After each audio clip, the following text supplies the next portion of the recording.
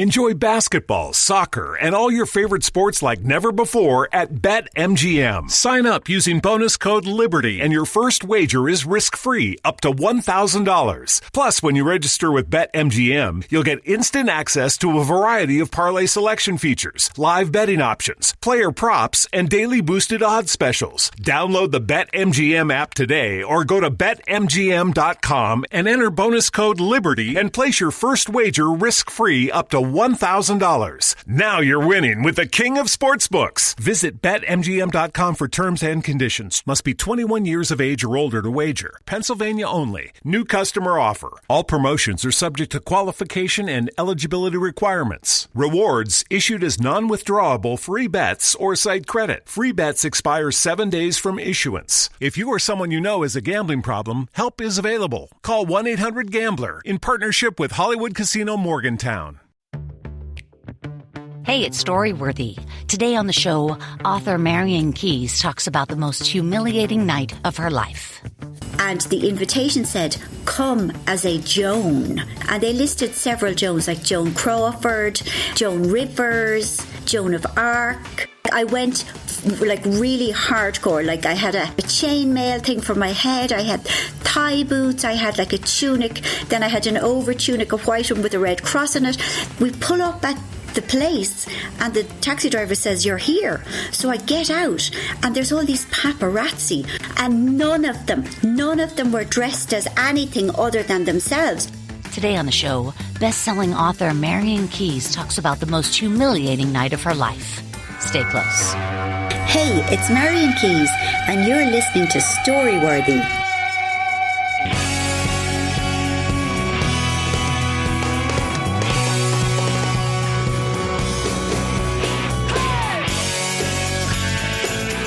Welcome to Storyworthy. My name is Christine Blackburn, and I'm coming to you from Los Angeles, California. Whether you're a longtime fan of the show of almost 12 years, or you're a brand new listener, welcome to Storyworthy. Now, I hope you guys enjoyed the show last week with comedian Dawn Brody.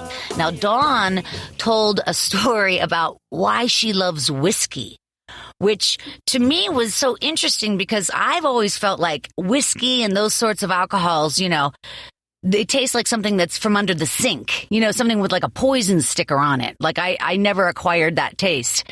But Dawn talks about it like she's in love with whiskey, and her story is very interesting. She talks about the whiskey tax in America in the 1800s. So the girl, or the 1700s. So the girl, she's so talented and she's very bright. She's a historian as well as a comedian. So you're going to learn a lot about whiskey as well. Go back, you guys, listen to Dawn Brody from last week, but not today, because today I'm here with a very, very interesting person. Now, while she is not a comedian, she's an author who has sold internationally over 35 million books. Yeah, long pause. Take that in. Just take it in. Marian, I work in a bookstore. How about that? Yes, I knew that. You did? Yeah. In Los Feliz, is it? Yes, it is. Yeah, I've done my research. Have you been to Los Angeles before, Marian? I have, but not in a long, long time. It's probably 10 years. I find Los Angeles very overwhelming. Yeah. I really I've such respect for people who can make it work for them. Yeah. Well, Marian, you're coming from, are you in Ireland? I am in Ireland. It's pelting rain. Yes. Oh, my. Yes. I couldn't be feeling more Irish than possible. Okay. Well, today in Los Angeles, it's going up to 96. Oh! And it's April 6th. I know. So I couldn't feel more Southern Californian.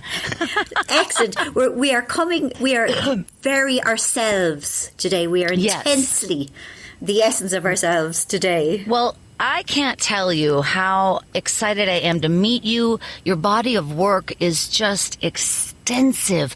People read your books over and over because you have this way of putting people in an entirely different world. And it's just so fascinating the way you are able to capture the essence, especially the Rachel books. Now, the newest Rachel just came out, Rachel Again. Is that what it's called? Yeah, Again, Rachel, yeah. Again, Rachel. Yeah. And that just came out in the States, I think, last month. No, it just yesterday. hit the States. Literally. Oh, my gosh. Yeah, the 5th of April. Oh, my gosh. Oh, my gosh. Okay, so it just hit the shelves. Wow. I'm sure it's doing very well. I read that your book has been translated into 33 languages. Yeah. I mean... Have you ever seen those books? Some of them.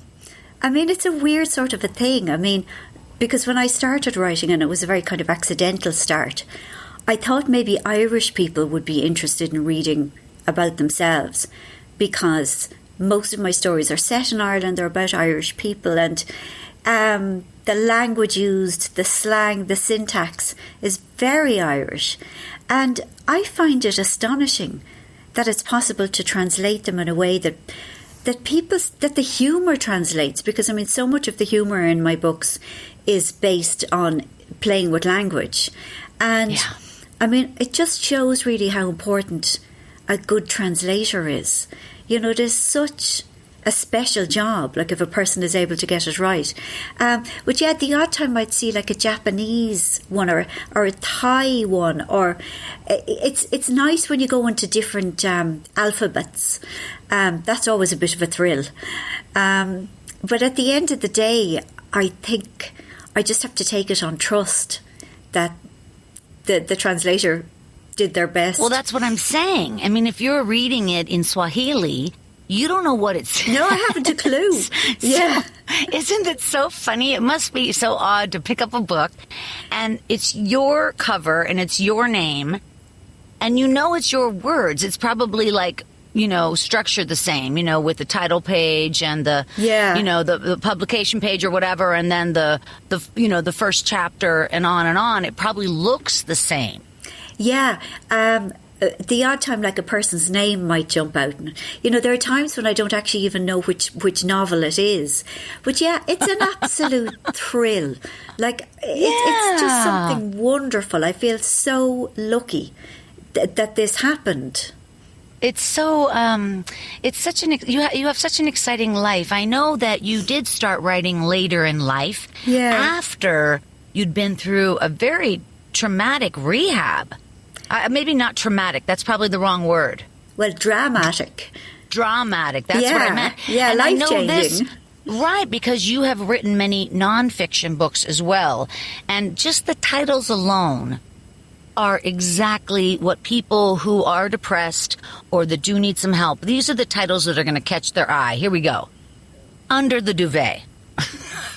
It's exactly, when we're depressed, we want to be under the duvet, and we want to be sleeping, mostly, right? Yes. So that we don't have to think about Face the world, That's right.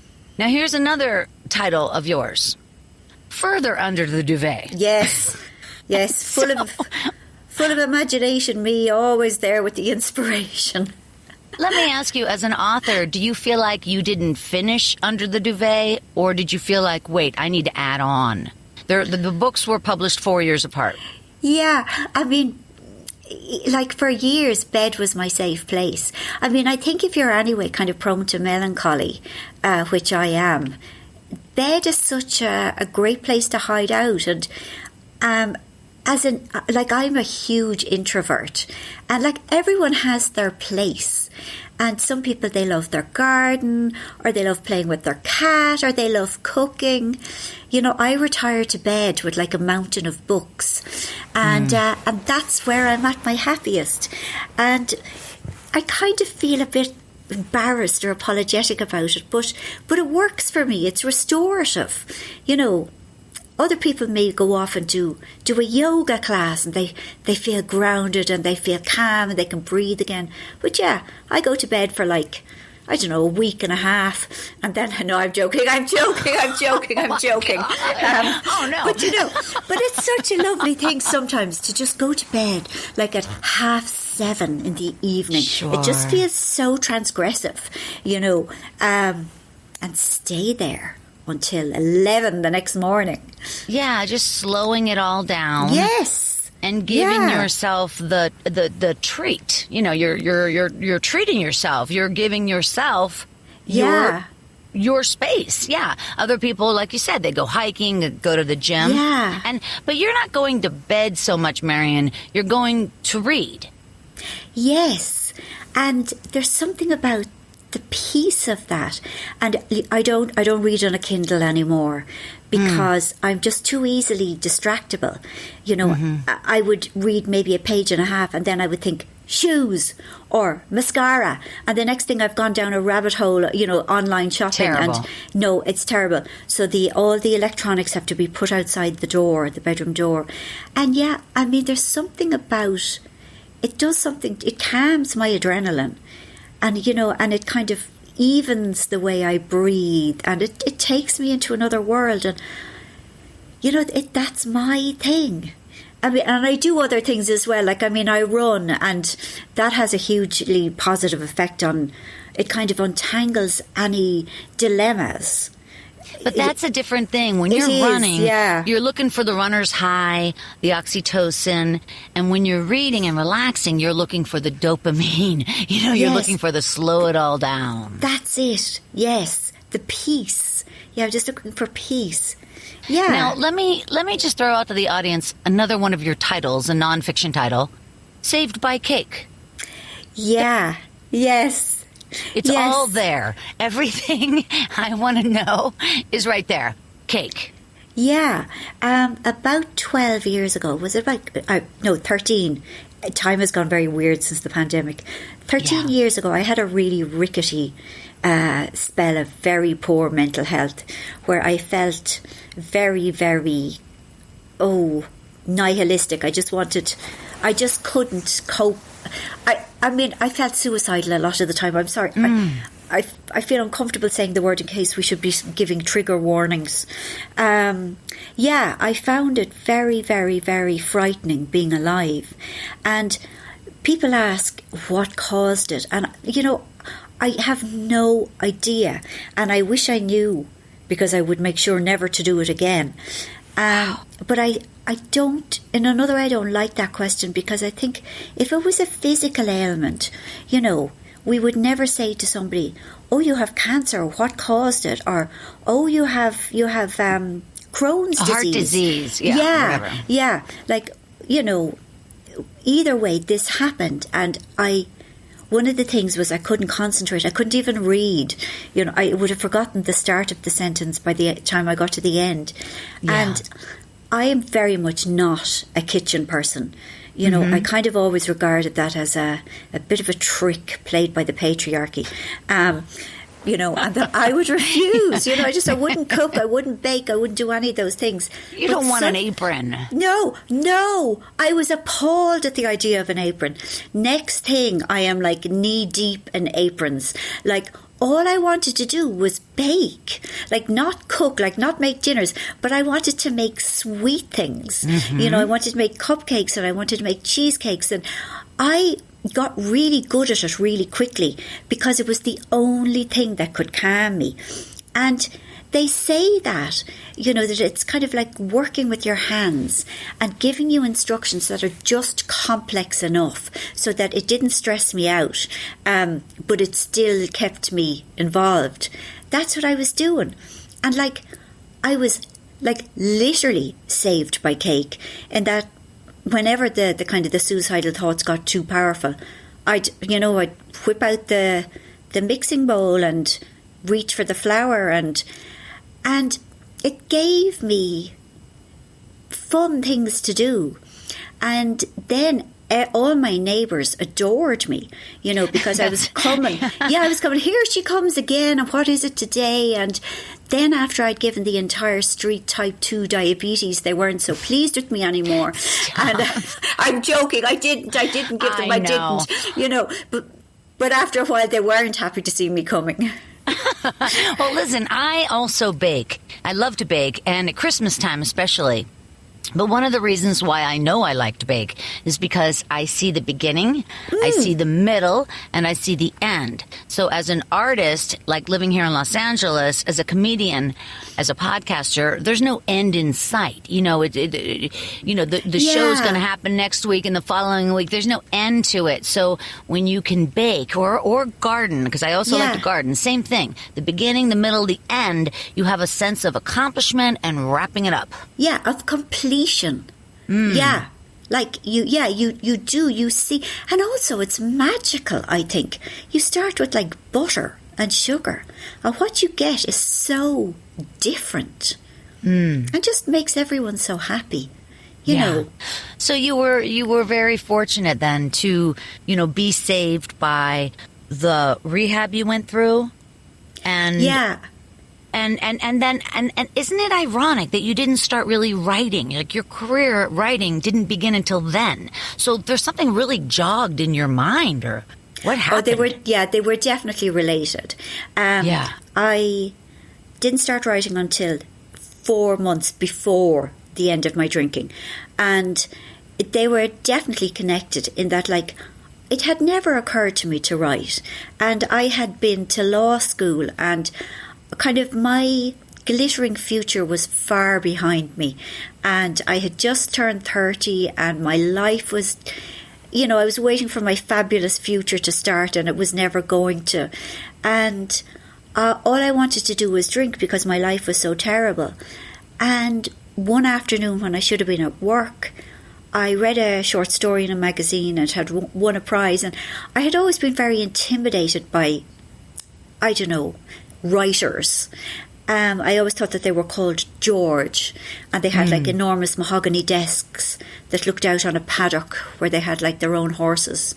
And but something in this short story, it was quirky and it was fun, and I thought, I could do something like that. And it was as simple as that, really. There was just that click. Wow. And I was so lucky. I mean, I do think definitely it was some part deep inside of me. I think there's, in all of us, there's something that wants us to stay alive. And it was offering this up to me and saying, if I give you this, will you stay? So I wrote 4 more short stories, crashed and burned spectacularly, went off to rehab, came out, felt so different about everything because it was all very simple all of a sudden. I was an alcoholic, and all I had to do was not drink one day at a time, and I would feel differently about everything. And that's what I did. Oh, gosh. I know, like, I have been so lucky. I mean, like, my blood runs cold when I think of how I could have turned away from that opportunity, or could have, done that whole terminal uniqueness that most alcoholics do at some stage, or addicts do at some stage. You just think, I'm maybe drinking a bit too much now, but, when things improve, I can slow it down. The justification, yeah. Yeah. I was just very lucky in that I got it, and I knew, like, it was very black and white. Well, the whole world is lucky because your books really do take people away. No, you do. And it seems like, I know what you're saying about writers. Like, some people think like, oh, that means you have to be an academic, or you have to have these titles, or these whatever, these letters after your name. But really, Stephen King writes on like a 9th grade reading level. But that's why we chop them up, because they're so good. Yeah, I love them. Yeah, you're absolutely right. I mean, that they're like, it's horses for courses. And it is really wonderful when people do beautiful things with language. But storytelling is one of the oldest things that humans do. And it's a way that we explain our worlds to each other, to ourselves. It's a way of diverting and entertaining. It's a way of bonding us. I'm a storyteller. Like, that's what I love doing. And it's kind of, that's the house I grew up in. My mother, my sisters, a lot of importance was put on being entertaining, making your story work, especially if it's a disaster, Yeah. All disasters are only valid if you can make it into something funny. Yeah, don't come to us with your sad stories. We're not interested. Yeah.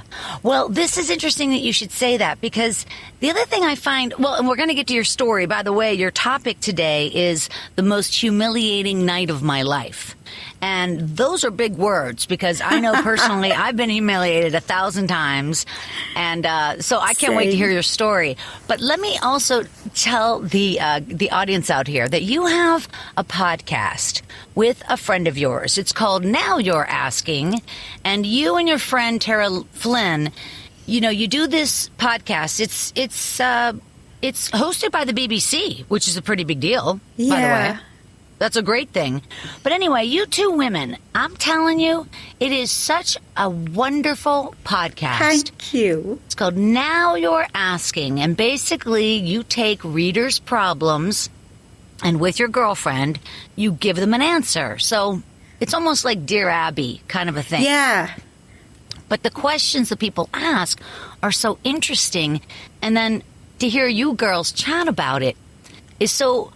It's so beautiful because, first of all, your accent, both of you guys, is so damn sweet. It is like butter coming out of the speaker. I mean, your voices are so lovely with these lilting accents. Thank you. And progress. And, the words I love so much. Aluminium, progress. I don't know. But anyway, and then you talk about really very real problems. I mean, somebody wrote in about their shoplifting mother-in-law. I mean, that was crazy, right? It was father. So there's a woman who's a cop. Yeah. Okay, tell us this story. This is a cool story. Will you share that real quick? Yeah, this woman wrote in, a young woman, and she's a policewoman, and she had met this beautiful man, and they'd fallen in love, and he had taken her to his parents' house, and it was a really nice house. There was an expensive car on the drive, and she goes in and she meets the parents, and they're so nice. And the mother seems familiar to her, but she can't figure out why. And so they're sitting down for dinner, and she suddenly realises that she had arrested the mother for shoplifting. And twice, right? Yes, twice. And she was in the horrors, because then at Christmas, just gone, the fella proposed to her, so now they're engaged, and she doesn't know, does she take this secret to her grave? Does she tell her fiancé? And it's a really tricky one, because the whole shoot the messenger thing, the man loves his mother, and if she has to tell him, oh, by the way, she's a well-known shoplifter, I've already arrested her twice, even if it's the truth, it's going to sully the relationship. It's a really tricky one. So my advice was that she go to the mother and say, either you tell him or I do. Mm-hmm. And in the hope that if the mother has the opportunity to kind of shape the story in the way she wants to, that she'll take that that opportunity. But how awful. How it was excruciating. Such an incredible dilemma. But she never said that the mother, the shoplifter, did she share with the cop that she, did they ever make eye contact? She also knew she was the cop who arrested her. Yeah. They shared that horrendous, sometimes a silent scream can say so much. When you can't literally articulate the words, but you're looking at the person, they're looking at you, that they know that you know. Yeah, they knew, both of them. I mean, horrendous. Oh my. Well, I thought that Tara, your partner, I thought she said, but you have to share this information with him right off the bat. I mean, he has to know. I mean, you can't keep this a secret forever, because then later down the line, he's going to say, well, why wouldn't you tell me? Yeah. I mean, you could tell me anything. You're supposed to trust me and all that, And he may well know that his mother is a shoplifter. That's so true. I mean, that's it. We always think people are more innocent than they are. I think people can live with a lot more discomfort than we give them credit for. That we can know all these things about the people we love, and we may not approve of them, but we still love them. Life is very nuanced. It's rarely fully pure. Everybody has baggage. Everybody has Totally. regret. Everybody's the same way, for sure. Now, I want to hit two more things, and we're getting right over to your story, the most humiliating night of my life. Your Twitter bio. First of all, I love you on Twitter. I love Twitter. And I love you it guys, too. you have to follow Marian. Yeah, at Marian Keyes over on Twitter. And your bio says, inventor of the highly successful Wordle shite method. Patent pending. Yes. And when you say shite method, shite, T-E. that's shit, right? Yeah, it's my starter word. So what? It's my starter word every day. And Is that right? yeah, and I'll tell you why. Because when I started doing it there in January, my husband is really, really good at word stuff, and he always gets it really fast. And I'm there like on the fifth line, and I still haven't a clue. And I was sort of in this kind of, really dysfunctional love-hate relationship with Wordle, in that I wanted to give it up, but I didn't have the strength to walk away. So I thought, if I start every day with an offensive word, it will show Wordle that, it doesn't, I actually really despise it, so I started using this shite word, and I didn't think they would even accept it, because they often say, no, we do not recognize the word. And especially it could be slang. And I was thinking that in America, that shite might just be, that's not a word. Yeah, it's probably not a word. And it's a swear. Yeah. But they let me away with it. And something about it, I think the fact that there's an I and an E and a T. two vowels. Yeah. Oh, an SH. Every time you have those two together, what is that? Like not a consonant. It's like two consonants together that make a, like st or sh or yes. Whatever. Well, yeah. Let me tell you, Christine, I have enjoyed enormous success. I really have. I get the word in 2 or 3 lines every day. So wow. I generously shared my method on Twitter. All right. Yeah. Patent pending. Patent pending. Shite. Yes. And you are so funny. But it actually works for loads of people. And then some of the newspapers here in this part of the world started writing about it. Like I had I had about 6 hours of glory. It was thrilling. That is so very funny. That is just great. All right, let's get over to your story. But before we do, I wanted to remind everybody that we are playing Story Smash, the storytelling game show, every month at the Hollywood Improv. Next show, April 23rd at 7:30. And then you can go up to May 28th is the next one at the Improv, 7:30. Check out storysmashshow.com for more information. And really, you guys, it's the funniest show in Los Angeles. Do you hear me? So if you're in LA, you're coming. Story Smash, April 23rd. Yes. All right, you guys, she's here right now. Marian Keyes, you've heard her talking. As you know, she has been writing funny, internationally best-selling fiction about modern women and the modern world. I don't think we actually said that. Most of your stories are like in the vein of like a Nick Hornby, right? Yeah. Yeah, a little bit. Yeah, it's about contemporary life. It's about how we navigate relationships, family, work, self-hatred, self-care. Yeah, very with humor. Yeah, stuff. Yeah. Very much so. Now, in 2021, I don't have to tell you, but you became the author of the year from the Irish Book Awards. That must have been huge. Yes, it was lovely. It's amazing. And then some of the titles, just the titles of your novel are so catchy, like Lucy Sullivan is Getting Married, Rachel's Holiday, Last Chance Saloon, Anybody out there? This Charming Man, Watermelon. And so you can see sometimes by the title that it's going to be light and humorous, and but yet the themes can be kind of deep, because you do go into, depression, alcoholism, addiction, all that stuff, domestic violence. Yeah. So you really make these people human. You make these women strong and human, and it's so exciting. You have just done so much. And then, like I said, you've also done a lot of nonfiction. And again, I think you won another award. Did you win another award for the nonfiction from the Irish Book Awards? Yeah, I did. Oh, my gosh. Yeah, oh, my 2017. Gosh. Yeah. Thank you. Oh, wait, I have to say one more thing. Another funny thing that you and Tara had on your show, Now You're Asking, was you guys did a whole 15 minutes, I think, on bra fittings. Yes. But you guys call them bra. How do you say bra? Bra. Yeah. What, say the way you say it. Bra. Oh. Okay. And you say bra. Yeah. Anyway, you talk about, because this woman writes in, she says, that her breast size have changed, which definitely changes in life, especially like I nursed my baby, etc. So breast sizes changes. And she said that now she has to wear the front clasping bra. And she wrote, is there any such thing as a good-looking front clasping bra? Or something like that, right? Yeah. You see, and my response was, I think the front fastening ones are the fun, or the party bras.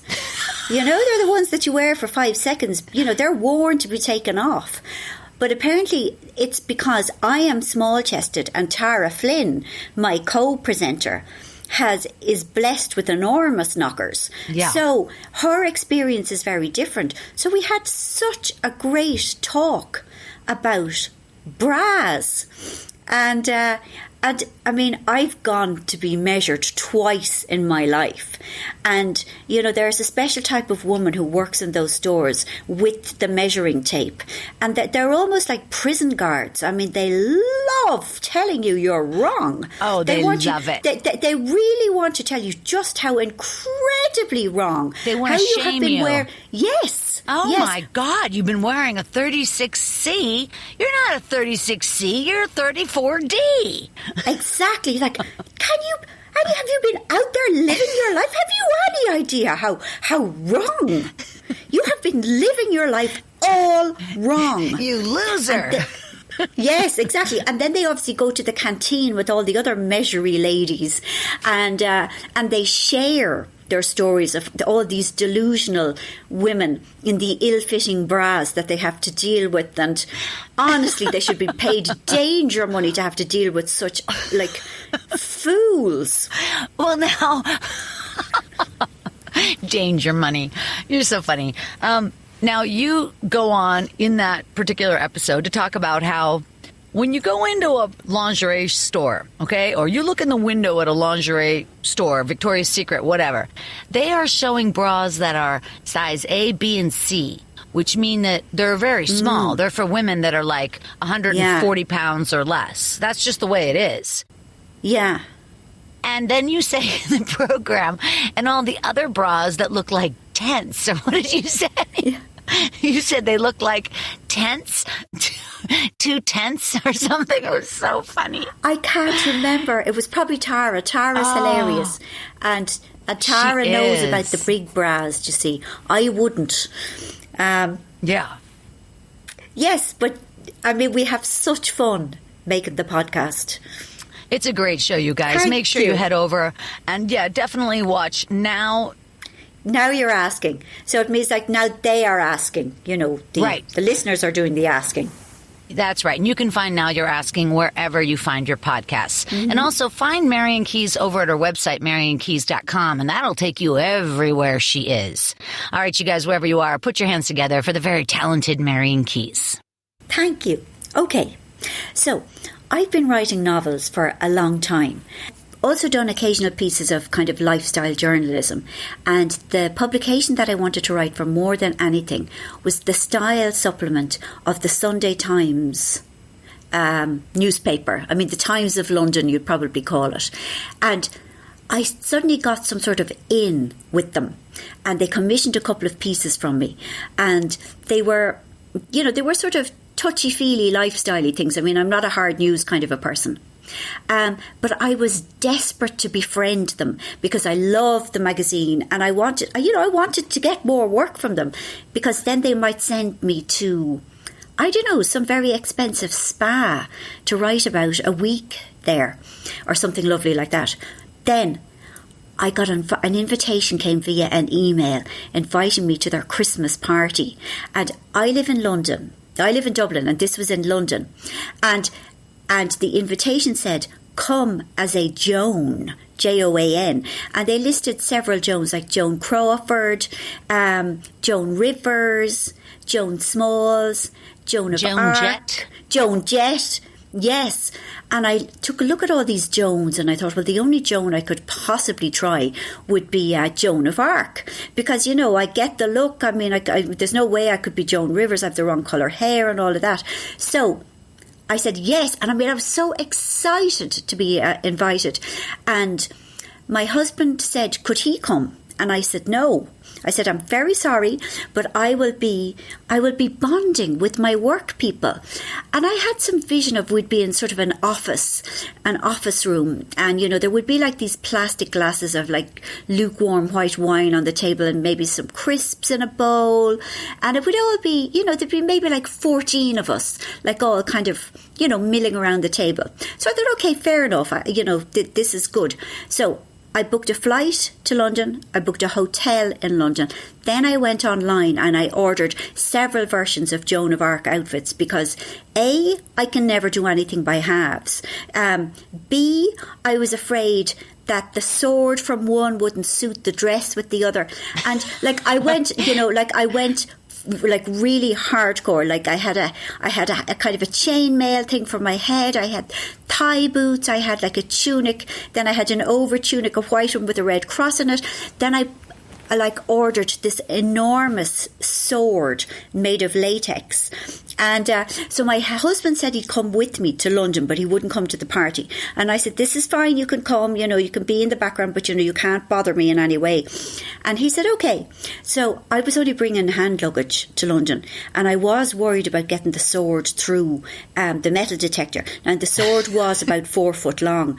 And my husband said, there's no way, they're not going to, you won't be let on the plane. I said, no. I said, I'll tell them the story. I'll tell them how excited I am, you know, how I'm so looking forward to meeting the editor of the people. He said, it's not going to happen. Anyway, it didn't happen. They took the sword from me and was carried off to the room of doom, where they go with your bottles of water and your mascara and all the things that, you know, you have to say goodbye to. And I said, fine, doesn't matter. Our hotel is near Hamleys. Hamleys is a big toy store in London. I said, I'll just get myself another sword. It's fine, you people, it doesn't matter. You know, I just swanned off. And I had also asked, I don't know if this actually, if you'll know what I mean, do you know what fire lighters are? If you ever have a real fire, you know, with logs and stuff like that, they're kind of little squares of, I mean, they're basically solid petroleum. Anyway, yeah, they wouldn't let me... But it's like a wax, yes. It's like a wax. Yeah. So, I know what it is. A pellet, like a starter pellet. Yeah, so I thought if I brought that to the party and kind of put my foot on like a little collection of them, that I would look so like Joan of Arc that they would just adore me. Anyway, no, so that didn't work either, so that had to go as well. So we get to the hotel and, you know, it's said to come at 7 o'clock and I have no idea because, like, I never go out. You know, like I live a quiet life, and also I'm Irish, and if we do go out, like, we are like terribly late for everything. So they said 7 o'clock, so I said okay, I'll ring the cab for 20 to 8. And so I was all gussied up. I'd got my hair blow dried. I was looking fantastic. I'd bought a new sword. I was really looking good. There's a photograph of me somewhere on the internet of me in my outfit. So I go down and I get into the cab, and the taxi driver's kind of looking back and thinking, name of God, what's wrong with her? And I said, take me to Tramp nightclub. This is where it was being held. It wasn't in some office, you know, with 14 of us. And he goes, okay. And so we're driving along Jermyn Street, which is where it is. And kind of further up the road, there's all this kind of activity. Like, there's like cameras flashing and there's like lots of people moving around. And like, we pull up at the place and the taxi driver says, you're here. So I get out and there's all these paparazzi and they're photographing all these incredibly tall women. Like, they're easily 9 foot tall and like, I don't know, 30 pounds at the most. And none of them were dressed as anything other than themselves. So the paparazzi see the cab door opening and I get out in my stupid boots with my stupid sword and my stupid head thing. And they are paralysed with astonishment. They have no idea what to make of me. It's like, what in the name of God is she? And they decide, Whatever this is, none of us saw it. And they all swiveled back to the beautiful model girls. And so I was rattled. I was, at this stage I was rattled. And I go in through the door and the place is heaving. It is thronged with people. And I am the only one in the whole place that is... I forgot to say, I also had a shield. And so you had to go downstairs. So I was using my shield to kind of shove my way downstairs. And every person that passed me, you could have, powered the entire city of London with their astonishment. It was just coming off them. The energy from there they just couldn't. What in the name of God was this? And I got down to the bottom of the stairs, and along the way I lost my shield because I was so embarrassed. Then I very quietly put my sword on a little table. Then a man comes up to me with a tray of champagne, and he offers it to me, and I don't drink because I'm in recovery. And I said, could I have a glass of water? And so between the outfit and the request for not alcohol, he was so astonished that he spilt his tray of drinks over me. So at that stage I thought, okay, the universe is giving me a message here. Leave the party. You are not meant to be here. This is not your place. So I fight my way back up the stairs and I get outside, and I was so kind of distressed that I couldn't remember the name of the hotel I was staying in. So I got out my phone to ring my husband, and it was such a short time since I had left the hotel. He thought I was ringing to say what address was the nightclub. And I had to say, no, I've been in. I'm the only Joan. I am now covered with from astonishment champagne. And I need to come home, but I don't know where we live. And also the paparazzi had turned when they saw me coming back out the door, and they did that kind of nanosecond of no, this is too much for us, we don't know I cannot handle this, and turned back again.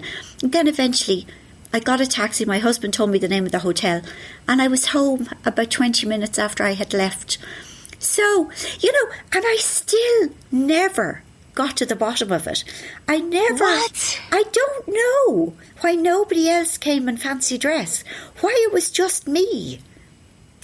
Anyway, wait a minute, didn't you ask anybody? No, I was too mortified. I just wanted to pretend that a couple of people had hallucinated me.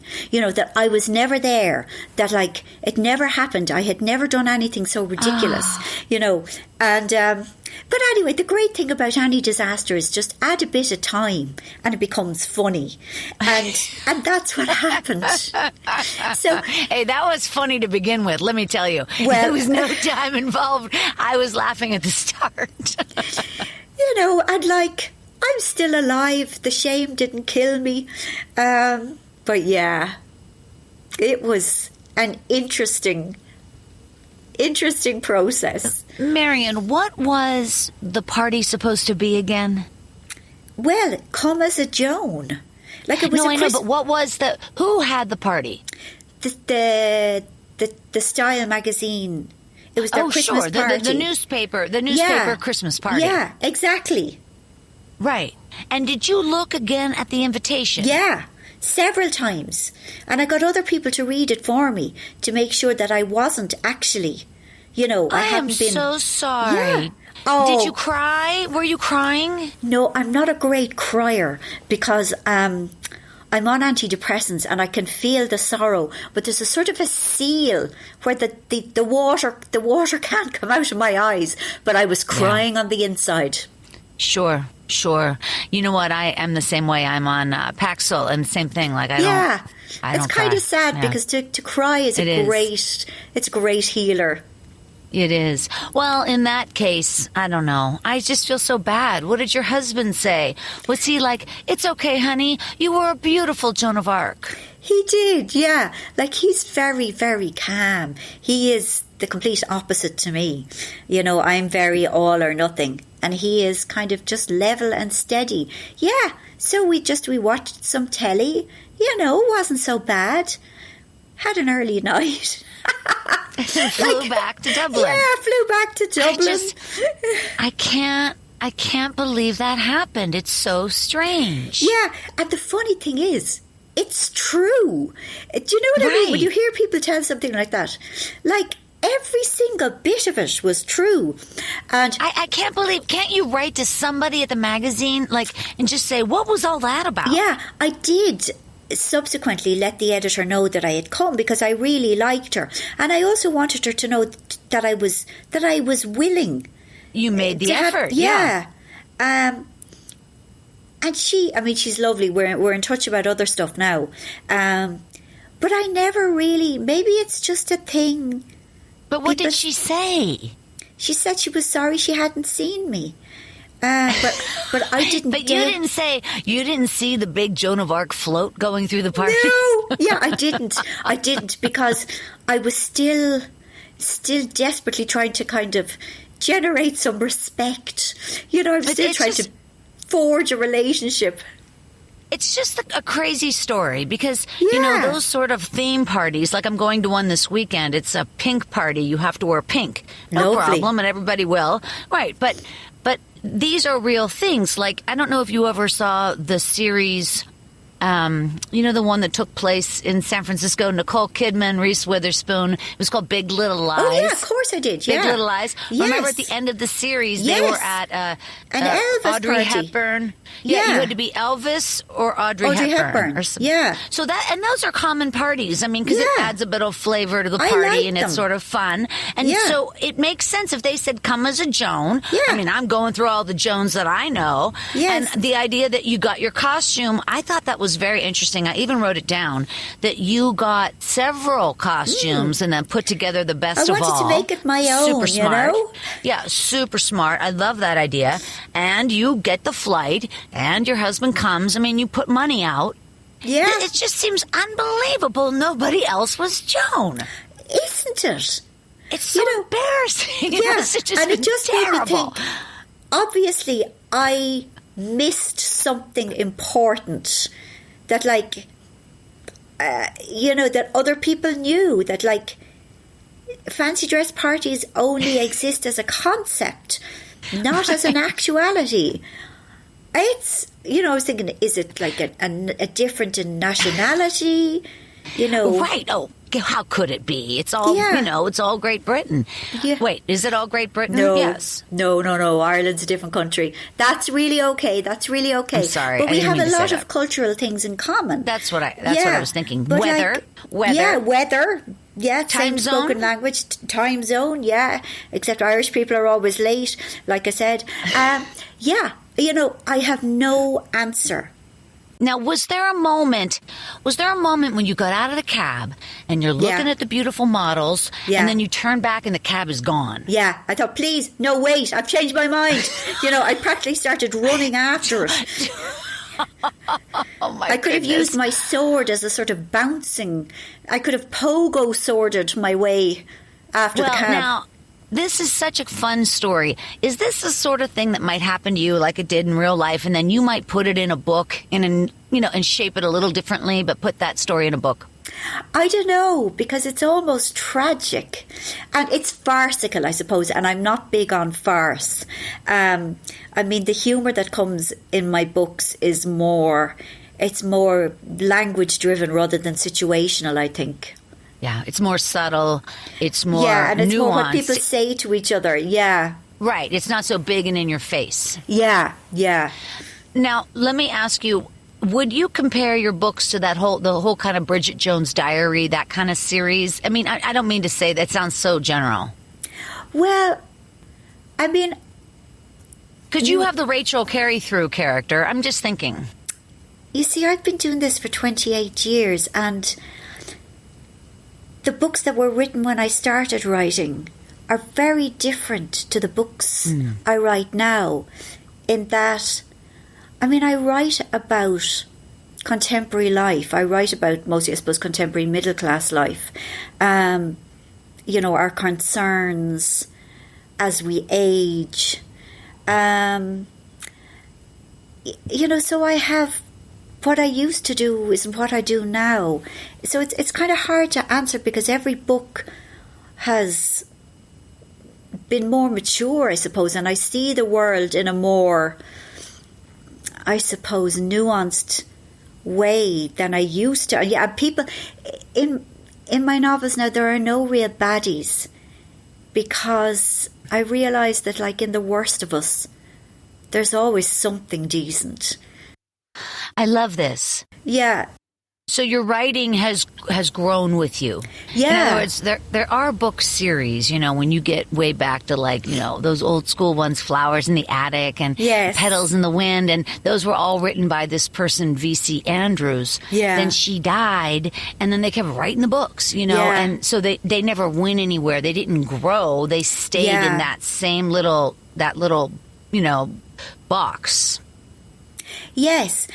And you're saying you're a breathing, living person going through new and exciting changes all the time, so the books reflect you. Yeah. Yeah. And I mean, the things that I never thought would bother me do now. And things that I thought would always pain me have kind of lessened. It's been very interesting. You know, and I mean, I'm not my characters, but they're all channeled through me. And so if I can see the changes in me, I can see how other people manage their core emotions. And in some things we get closure. But I think people don't really get closure on anything.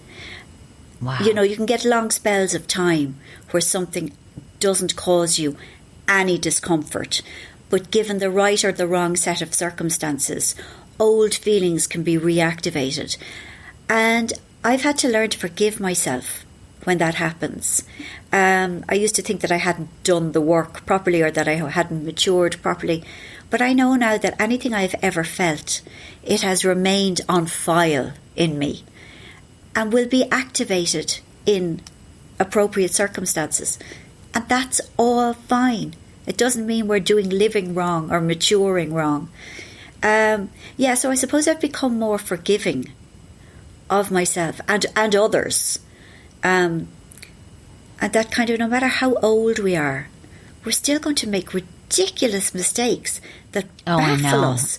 Isn't that so funny? Yeah. When I was a kid, I thought if you're 30 years old, you got it all together. That's it. When I was a kid, if you went to the doctor, you think, well, there's a perfect person who's going to go home to his beach house and his beautiful wife. Like, you just thought, oh, well, because they're educated, they must have their shit together. Exactly. And then as you get older, you realize, oh my God, I have more in common with, you know, an 80-year-old than this 30-year-old shithead or whatever. Yes. Like, it's not about, it's about learning and the process. I'm going process of our lives. And that's why they always say youth is wasted on the young or something like that. Totally.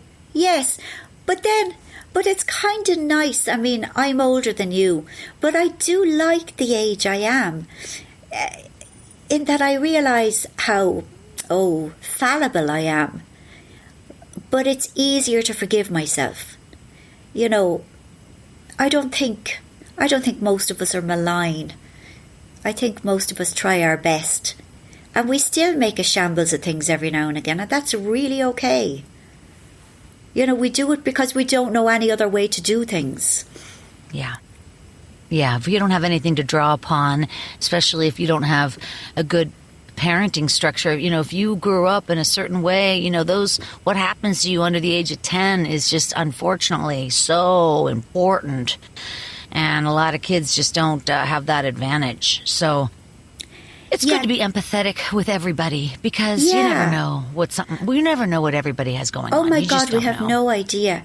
Can I tell you a quote that I've heard that I find very helpful?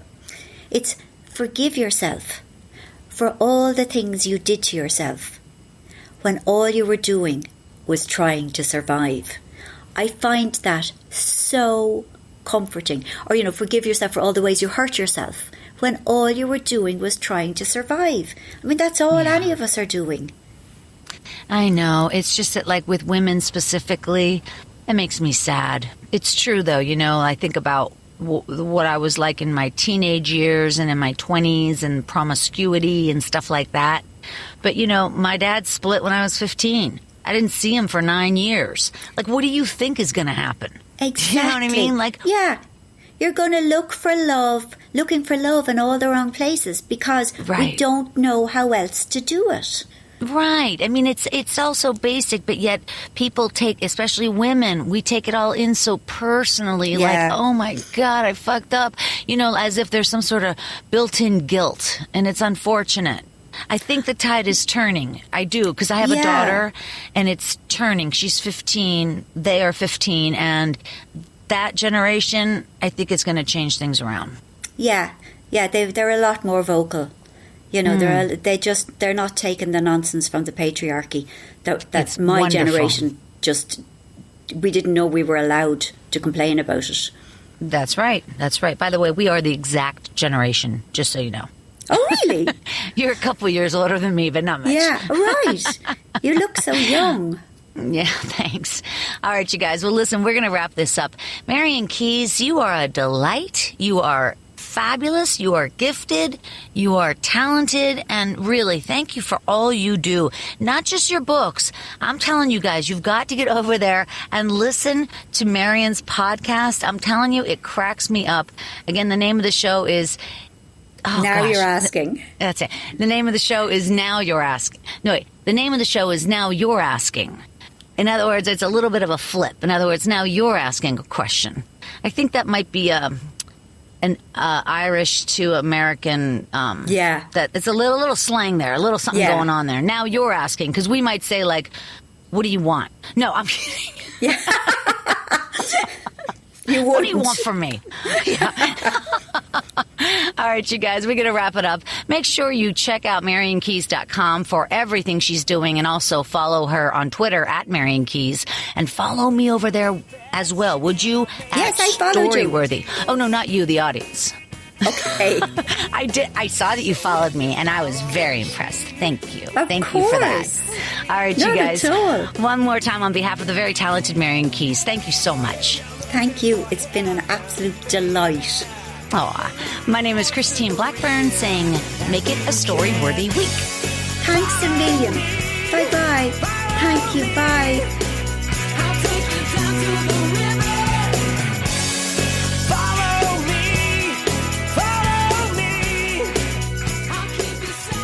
Thanks for joining us on the Storyworthy Podcast. We'll be back next week with all new stories. Subscribe to Storyworthy on iTunes and visit the Storyworthy website at storyworthypodcast.com.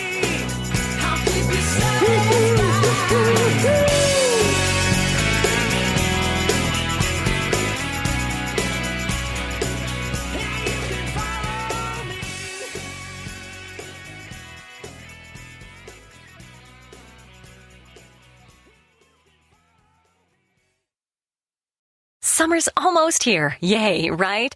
So, when's the last time you tried on your swimsuits and summer clothes? If you could get back into summer shape in one visit, would you do it? Here's Dr. Brian Strand for Sonobello to explain. It really is quite remarkable. Sonobello doctors use a technology called microlaser fat removal, and the results are amazing. We customize your procedure to accomplish your goals. Just share with us the problem areas where you'd like the fat in inches removed. And in one visit, they're gone, permanently. I can't tell you how often I hear clients say how many years they've been trying to diet and exercise those inches away. And we did it in one comfortable visit. It's time to get your summer on. Visit any of our Sonobello locations across the U.S. and right now you can save $250. Visit sonobello.com/save. sonobello.com/save. That's sonobello.com/save. To show you how easy it is to file a claim with Geico, we hired a scary movie victim. Oh no, a tree fell on my car, and there's only one thing to do. Trip over my own feet and pull myself across the lawn while yelling help at a barely audible volume. Sorry to interrupt, but you filed a claim with Geico, so you've got a designated claims team to help you. This Geico sounds suspiciously reassuring. Are you sure I don't end up getting surprised with an unexpected twist? Just that your Geico team will always be there to keep you updated. No! What is it? Oh, nothing. I just didn't see that coming. Geico. Great service without all the drama.